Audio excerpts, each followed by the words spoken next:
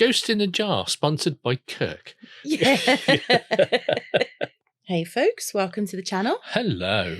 So in this one, I am making some ghosts in a jar. Ooh. So I saw ghosts in a jar on Pinterest. I was just browsing ages ago and I saw some and I thought, oh, that's so cute and I must make some. So I kind of decided to do it. Okay. So what I've done is I've taken some of Kirk's Sculpey 3, the white one, and I've just rolled it out and I'm trying to figure out how to make the ghost.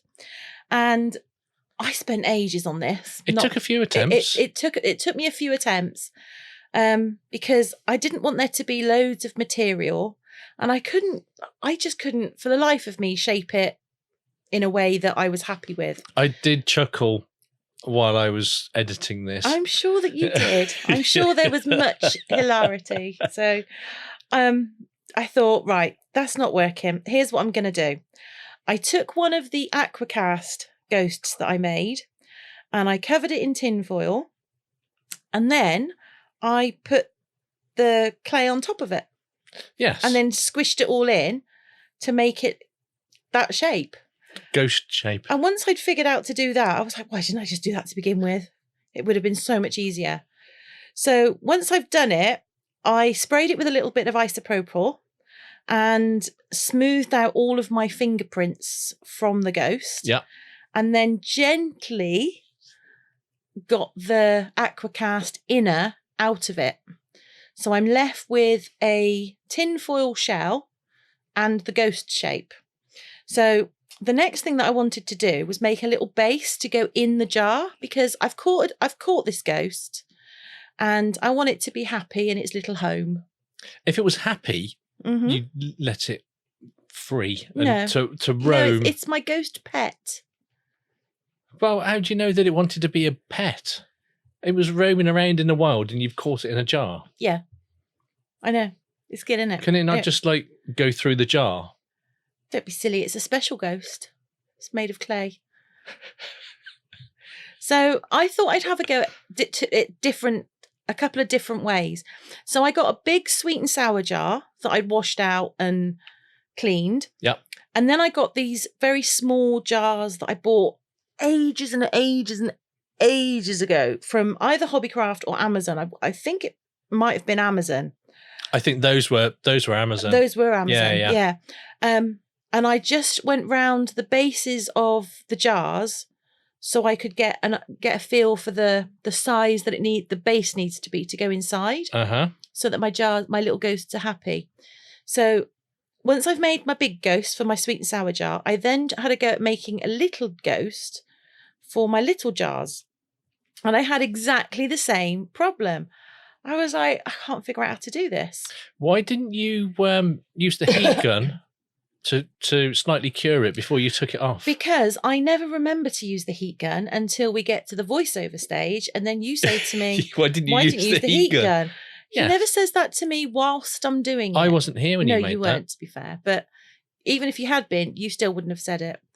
So I also had some of these clay ghost cutters that these I just got from Temu. They were, I don't know, £1.50. And I thought, well, I'll have a look and see what they look like in the jar. So I've effectively got 3 different ways of making the ghosts. Okay. And then for my big sweet and sour jar, I thought I'm going to need more than just a rubbishy base. I'm going to need a little bit of interest in the jar because it's quite a big jar.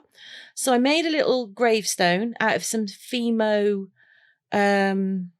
It's Fimo. It's the special effect Fimo. I bought a massive. Oh, is that the glittery one? Yeah. So about 12 months ago, if not longer, I bought a massive amount of Fimo. That's like before you got your hands on my Sculpey. Yeah. And once I'd used Sculpey, though, I never kind of went back. No, because Fimo's quite. When you take it out of the packet, it is quite firm. I'm actually going to do a video soon on the differences between the few brands. So the Sculpey, Fimo, Sculpey, Cernit. Yeah. Just to sort of because comparison. because they are different and they're good for different things, and I thought that would be quite an interesting one to do. But I thought I'd make a little tree. Now I've made a few trees in my time now, so I'm kind of a dab hand at it. Well, I wouldn't say I'm a dab hand. I'm just not completely rubbish. I think that's what I'd go with. Okay. And once I'd got sort of the bare bones of the shape of the tree, I just wanted that haunted looking tree. Do you know, I was just thinking, I've never actually made a tree. You've made all the trees that I've needed. All the trees we've ever made. Yeah. I've made them. Yeah. So once I've shaped the tree, I then used a bit of bacon bond, which is essentially just liquid clay, to put it onto the base. And then the next thing that I do absolutely horrifies Kirk. So if you want to look away right now, Kirk, you go ahead. It's fine. But I stuck my little gravestone to the tree. The gravestone is it's baked at this point. There was a mid There was a mid baking. There was a mid-make bake. Yes. And then I thought I'm going to put some eyes on my ghost and a little mouth. And I made it all, and I was really happy with the shape. And then I just stuck it with a little bit of bacon bond onto the ghost itself. Yep. And if I'm honest, I probably should have left it there. But yeah. But no, it's me. I'm like, he looks just really plain. He looks so plain. And I know ghosts are plain, but yours is a special ghost that can't actually go through solid objects. So what I thought at this point was I'll stick him his little glow-in-the-dark arms on. Yeah. Because all ghosts have glow-in-the-dark arms, I've decided. And then... I don't think that's canon.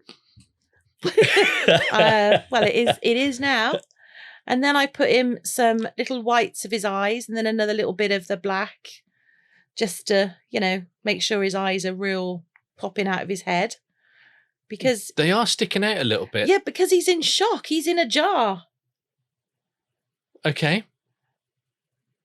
He's absolutely horrified. I think he'd be more shocked that he's a ghost than being stuck in a jar. Well, no, he got over that shock and now he's shocked he's in a jar. So then I thought, I feel I need to zhuzh it up a little bit because, it's me. So I dug out the pink and the purple glow-in-the-dark powders that I got from Amanda over at Resin Supplies Den. And I love these. They are so good. Like literally this year, I don't know what it is. Any excuse to put glow in the dark on something. Yeah. I don't think I did anything glow in the dark last year. This year, it's all I've done. Everything glows. Yeah. Turn the lights off. The whole craft cave glows up. Yeah, I know, yeah. It's like Blackpool illuminations. It is. Now, the mica powder wasn't going on as well as I would have hoped. So what I did was I got a bit of bacon bond out and then I just smudged it and smeared it all over so that it looks like... Now, there are a couple of ways that you could have done that. You could have actually brushed it onto the clay before it was baked. I could have done, but I didn't think of it. Or you could have actually mixed it in as well. I know, but I didn't think of it. So this is how I chose to do it. No, I'm not saying you've done it wrong. I'm just saying that there are... It's my tie-dye ghost. Okay? Yeah. All right. My ghost doesn't want to be naked. Okay. So it's put a tie-dye t-shirt on. Okay. That's where I'm going. Okay. Then I stole some rocks from Kirk and put them all on. It was a really good Kirk make. Yes, you used lots of Kirk stuff. I did. And then I got some green glow in the powder dust and I just sprinkled that over the base and smudged it into the headstone a little bit. Yeah. And then whilst I'm faffing with all of this, just a quick thank you to all of our members and subscribers. Anyone who's liked, commented, send us a super thanks. Thank you very much. You get one of Kirk's creepy little thank yous. Seductive. Yeah. So, after I'd finished with the base for the sweet and sour jar, I thought I'll do the bases for the little ones. I don't know what they're called. Little jars. Little jars. I know, but they have got a name, but I don't know what they are. Jars. Yes, thank you for that. And on one of them, I put some yellow, the lemon glow powder, and on the other, I put some of the orange. Yeah. Because I wanted it to, when the lights go off, I wanted it. No, well, I didn't want it to sort of. I didn't want a specific bit to glow. I wanted it to sort of have this, like it was a bit of a creepy, foggy bottom, if you know what I mean.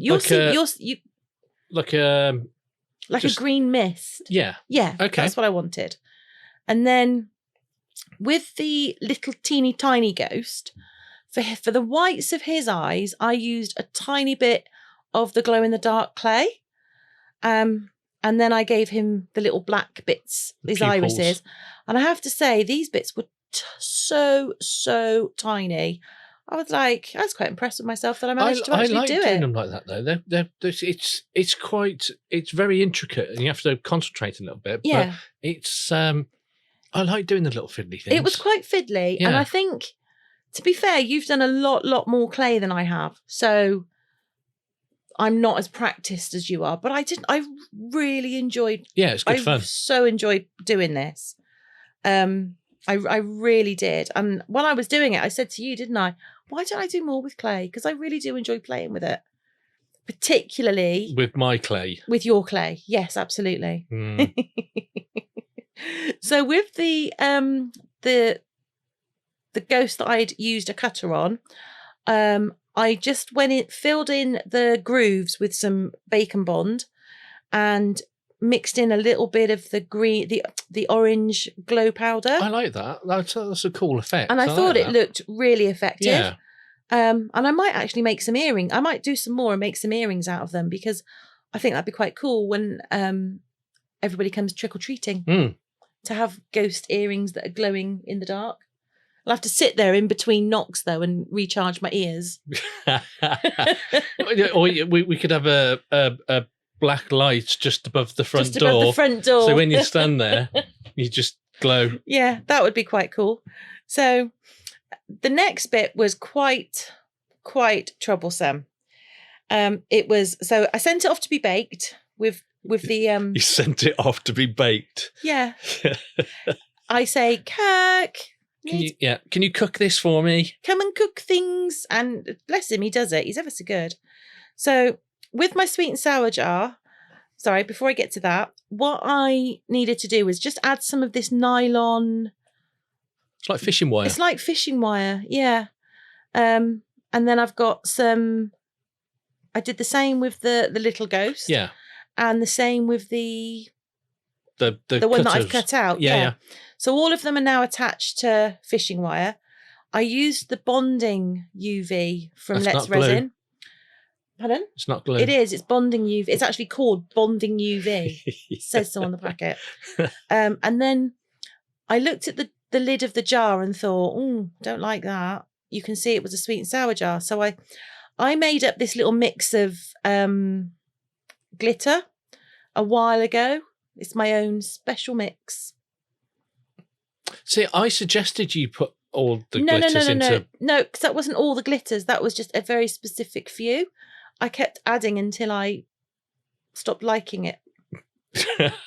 But I like that. It's my galaxy. It's what I call my galaxy glitter. I think it's actually very pretty. Yeah, no, I think that looks cool. Yeah. And I just put that on the top because I thought, I know it's a sweet and sour jar. You could use a mason jar, but I don't have any. No. But I did have a lot of sweet and sour. Well, not sweet and sour jars, but those types. Yeah. Now, we were collecting these because I got a glass cutter. We have not actually used it yet. Well, I'm not using it. I'm not using a glass cutter. Are you insane? Well, it's not a glass cutter. It's a jar cutter, isn't it? Yeah, but I'll have my fingers off. Anyway, I then attached my little ghost to the lid. And I did the same with the two smaller jars. I put the... Now, this is the point where I was like, oh. Yes. It didn't quite fit. No. Now, at this point, I have got the super, super, super glue on the back of it. And I was thinking, uh-oh, this is not good. And I ummed and ahed about doing it that way round. And I thought, no, that's not going to work, is it? Because how am I going to get that back in the thing? I was like, oh dear, this is just not good. So I thought, okay, here's what we do. When in doubt, get the scissors out. Chop it off. Chop it off. And then it went in the bottom. And it was, it's not perfect. It's not, No, but I was genuinely quite happy with it. So that's all that matters, really, isn't it? As long as you're happy. I was happy with it. And I've never done them before. And they're quite fiddly. And because Kirk had laughed at me, I thought, well, I'm going to use some of his moss now. Well, you used everything else, so why not? So I dug out his moss, chopped it up a little bit, and then just chucked it in the jar. Ghost in a Jar, sponsored by Kirk. Yeah. Fair point. Yeah. So I think the sweet and sour jar looks particularly cool. So that's my ghost in a jar. That's the sort of the main make, if you like. And these are just sort of my experimental, wanted to have a look and see how it works with these. Now again, did you actually measure these before? Yes and no. I did normally I would use a ruler, but I decided to go for the universal type of measurement where I just go, yep, that looks right. Okay, so you eyeballed it. I eyeballed it, and not very successfully. But there we go. Yeah. And how cool do they look? I was so chuffed. No, they look cool. Yeah. I don't know whether I'd go with the pink. Well, you probably wouldn't, no. but I did. Anyway. But I do like the green stuff on the bottom. Yeah, I was pleased with it. Yeah, no, I think that looks cool. And on that note, if you're still with us at this point, thank you so much. And if you think you like our creative sort of chaos, please do feel free to hit that like button. While you're down there, give the subscribe a little tickle. And hopefully we'll see you in the next one. Yeah. Bye for now. Bye for now.